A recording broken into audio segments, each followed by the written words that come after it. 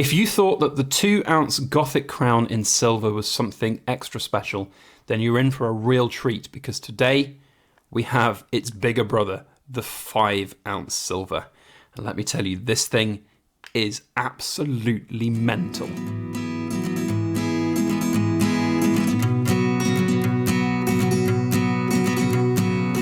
Hello everybody, Backyard Bullion here, and a warm welcome to you all joining me for an unboxing that hopefully will get the coin juices flowing. If you enjoyed the 2-ounce Gothic Crown in silver, then you're definitely in for a treat, because this is the 5-ounce version. And let me tell you, it's something super special. So today I'm going to do a full kind of unboxing and review, show you what you get, the entire package, a little bit of feedback for the Royal Mint as well on their packaging and presentation, and also some of my thoughts on the coin generally and it as a collectible investment option, or an investable collectible, so to speak, and my plans for it as that. So I do want to reiterate that all of what I'm saying is my opinion. Please take it as that, not financial advice. So first up in this box, let's crack on with the unboxing. We have got the inner cardboard box protected by foam inserts, which is great. A lot of the time, you get boxes from various different suppliers and they just have them rumbling around. It used to be like that from the Royal Mint, but they've taken an extra step, it seems, with some of their bits of packaging, which is great to see. And these foam inserts really do a good job of protecting the outer cardboard box. And some people might think, really, it's the coin that matters, not the box. Actually, when you're paying £550 for 5 ounces of silver, the entire package matters. Certainly when it comes to collectibles and collectors at the other end, they want it in as perfect condition as possible. So we have a rather tasty looking box on the outside with a little bit of information all about the Gothic Crown quartered arms. Now first up, you could probably see there's quite a size difference compared with the 2-ounce, and that we'll touch on a little bit as well with regards storage, but I'm not a massive problem. I don't have a problem with it being bigger. I like bigger. It's good to see a nice presentation unit. It's very, very sleek, very well made, and inside it just gets better because we have got another cardboard box. It's like playing with a Russian mini doll sometimes with the Royal Mint. It just keeps on giving. Very high quality, nice embossed logo on the front there. Feels strong, feels sturdy, and protects the inner leather box. We have a leather box from the Royal Mint today. Now the 2-ounce has this kind of cardboard finish box, which is nice, don't get me wrong, it's not horrible, but when you compare it with a nice stitched leather box here, it certainly does pale into insignificance in comparison. So you can see the size difference, the quality difference, leather box. So you are paying a lot more for your coins than bullion, but perhaps with this you're getting better bang for your buck, because ultimately you're getting a really nice presentation with it. Now, are you ready? Because 2-ounce silver, let's get that open. This took me aback a little bit when I opened the box, because this thing is incredible. Ooh, that size is mental. Now, before we look at the coin, I do want to have my one little gripe at the Royal Mint here. This leather box, as wonderful as it is, doesn't stay open. Now, if I kind of push the hinges back a little bit and get it in position, I just about get it to stay open for a decent amount of time, but it's still moving and eventually it will fall back. So my bit of feedback here is this box is wonderful, it's lovely, it's high quality, but let's just make sure they open, because whilst it's unlikely very many people will have this out on their mantelpiece to look at, it needs to do its job if people want to get it out for a video on YouTube, for example. So look, it's staying open now. Perhaps I'm just being a little bit overcritical. Perhaps it just needs to be kind of used a little bit to get the hinge working properly. A bit of force to push it back and it should stay fine. Maybe that's what the situation is here, but just small details make a big difference. So the coin itself, let's have a look at that. One other little bit of feedback for this box. So when I first got it, and I was looking, right, okay, how do I get the coin out? There's no little ribbon insert to lift the entire thing out like on other coins. So I was, looking at prying the coin out of the middle like this. And then I realized, when I did finally get this whole thing out, that you can just push down and lift it, because it's got a little kind of angled lip there. So yeah, a little bit of a ribbon there would have been much easier, much nicer, like on the other coins. But yeah, small fry. Certainly small fry when you compare you know, the quality of everything else to this coin, because it's absolutely mental. It's so good. And look, you can see the difference here between the 2 and the 5 ounce. It's absolutely just, I literally had a heartbeat skip moment when I opened it for the first time. The 2 ounce is special. The 5 ounce is super special. It really is. And I do think that this has got way more potential than the 2 ounce over a long-term period. I think that the 2 ounce is the thing that, even if you can call it, but everyday collectors will, you know, potentially aspire to have. The serious collectors, the absolute, you know, coin lovers, the ones that really have got something in their veins for this coin series, will go for the 5 ounce silver compared with the 2 ounce silver. There's just no two ways about it. It is just so stunning. It is so impressive. And, you know, I just can't fault the design. Again, it's wonderful.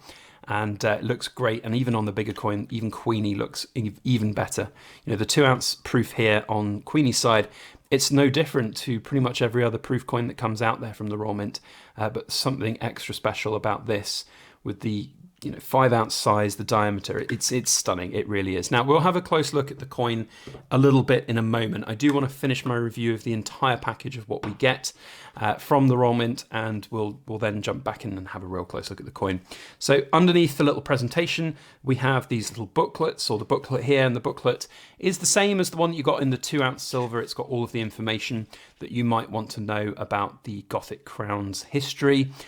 So have a pause and a read if you so like. I find these kind of things fascinating. I always have. I've said right from the get-go of my YouTube channel that when you're buying a product like this, it is great to have these additional bits of information. Even though a lot of this can be found on Wikipedia and Google these days, to have this little mini booklet to really showcase and put faces to names as well on the product, I think is great. So it's good to see that the Royal Mint still does these. I think it makes a difference. So there's the entire little booklet. Then we have the certificate of authenticity.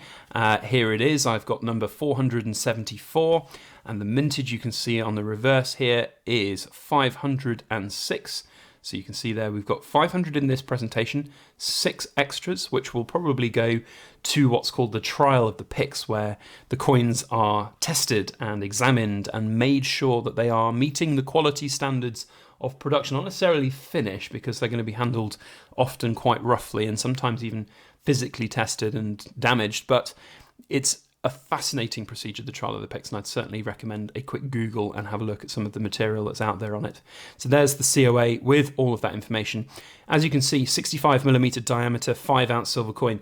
It's a big coin. You know, it's a big lump of silver that has been worked into something super special and magical. So let's now finish up with a very close look at some of the incredible details. Now, what I've said in the past sometimes about big coins, and bigger coins certainly than small ones, is that often the details of the design are, because they're larger, they're easier to see that they're not as good. However, on this, I don't think that's the case. I think it really is incredible. So you can really see that the details on this are exquisite still. Every single element of the Gothic crown itself, the quartered arms with the different shields of the nations of Scotland and Wales, and England replicated twice. Ireland, not Wales. No Wales included on this. It's just all so beautiful and intricately done. It really is a kind of modern masterpiece of a classic coin, and it's just so beautiful. And I can't wait for the actual portrait version to come out as well. I think that the companion piece to this will be super good too, and side by side they will present the most famous coin in coin history for the modern collector, and I think that's absolutely incredible and super special. Now, as a collectible investment option, as an investment in a collectible, I think that this has actually more potential than the 2 ounce silver version.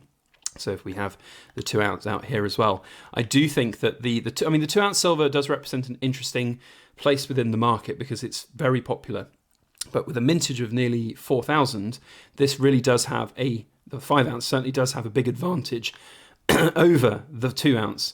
And that's going to not to be ignored. I think the 500 mintage on this really will allow the seller at the other end to kind of dictate some of the market rates and prices. They won't come up for sale half as often as these 2 ounce. And I do think when the time comes for me to perhaps part with this coin, it will be an interesting one to see how that goes. Now, one of the negatives on it as a kind of investment collectible is because of its size, you will potentially have, potential issues finding a single buyer who maybe wants to spend, over £1,000 on a 5 ounce silver coin. That's always going to be, an issue with these larger denominations, and including things like the gold as well. But I do think there's still going to be a really thriving collectible secondhand market for these over the course of time. And I do think as well that these will stand the test of time. There's a few people out there who are very skeptical of proof coins and these, and saying that, all proof coins go to zero. That's not true. There are plenty of examples of proof coins that have done exceptionally well over a 10, 20, 30 year period as well. And this is certainly, I think, one of those picks for the future. No guarantee by any stretch, but it really does look good. And you've got to admit that it's something very, very special. So, what do I have planned for this? Am I going to grade it? So that's my last question. I've been asked that quite a bit from a few other people out there. And the simple answer is no. I will not be grading the 5 ounce version. I think that the entire presentation of this coin actually is more valuable than it being in a slab. If somebody who buys it off me wants to grade it, fine, that's their decision. But I don't think that grading this 5 ounce silver is the right move for it. I think it being in this presentation unit is actually the better option. The 2 ounce silver, however, I do think is worth grading. The potential upside of getting a perfect 70 grade and adding an extra couple £100 on its value for the small amount that it would cost to grade, I think is worth it. I think it's worth a punt and a risk. Also, I quite like the presentation unit of the 2 ounce silvers in the graded slab. I think it actually looks good. It certainly looks, I think, a bit better than the box here. It's easier to enjoy, to present, to keep safe, and that's a good plus side for me. But with the 5 ounce, you'd be in an extra large slab. It would be quite big. It doesn't necessarily fit with, security, storage, things like that. It's very, very difficult, those big slabs, and I'm not really a fan of them. Plus, it costs a lot extra because of the size of the slab. One thing I didn't mention actually, which was about the size of the presentation unit here. Some people think that these are a little bit annoying because ultimately the coin is what's valuable. The coin is what's of interest to collectors here, and the rest of the presentation box often, if it is graded, for example, just gets left by the wayside. The size of this presentation unit, if you've got something like the 10 ounce version of the Queen's Beast or the Tudor Beast like I had at the start of that series, 10 of them in a row is going to take up a lot of space. The odd one of them like this, I really don't think is a massive problem. I think it is fine to have as a kind of collectible storage option. You can always just take the coin out, put that in the secure storage, keep the box somewhere else safe.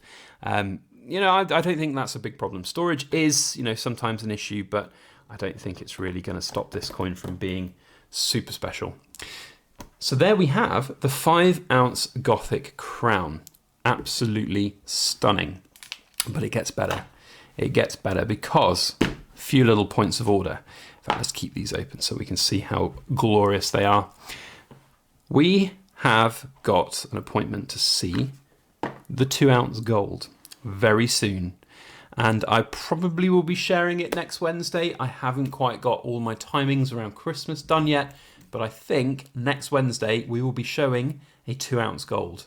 Unfortunately, it won't be mine, but I do have access to one, which is absolutely incredible. So if you want to see the 2 ounce gold, then make sure you hit that subscribe button, because it's certainly one you're not going to want to miss. We've also got some movements in the work to see other specimens, if you can call them that, from this series. Even bigger and even better. So watch this space, because at some point in the not too distant future, we very likely will be showing something absolutely ginormous made of gold. That's all I will say. If you've enjoyed this video and this presentation, then please make sure you hit that like button. It really does help everything that we do here on YouTube. And if you would like to share your thoughts and opinions on this coin, then please do so down in the comment section. Otherwise, we'll see you next time. Hit that subscribe button for future videos. Otherwise, see ya.